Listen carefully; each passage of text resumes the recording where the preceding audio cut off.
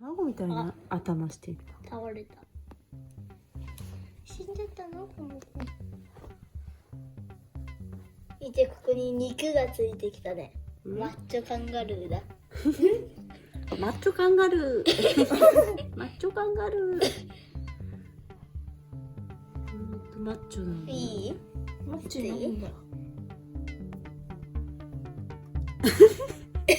マッチョ。あ、起きちゃった。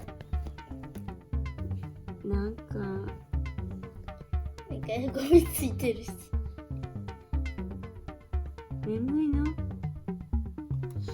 これ多分倒れるんじゃない？もうそろそろ。それ気持ちよさそうだね。よいしょ。倒れるね。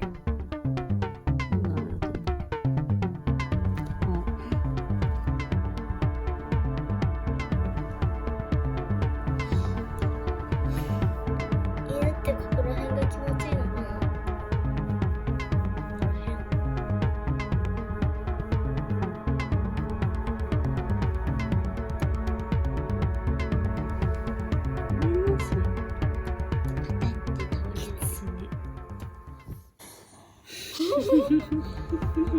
ため息ついて寝てた。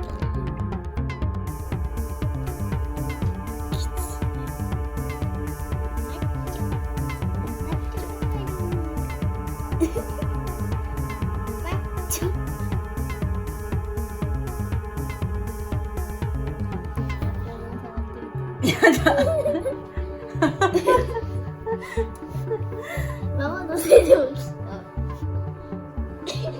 リンゴさん触ってみてよ。やだ。ちょっと肛門触ってみて。それか桃触ってみて。触った。ママついに。匂い嗅いでみてよ。やだ、キモい。やだよ。だってあれ難しいワンって。うんちの匂い。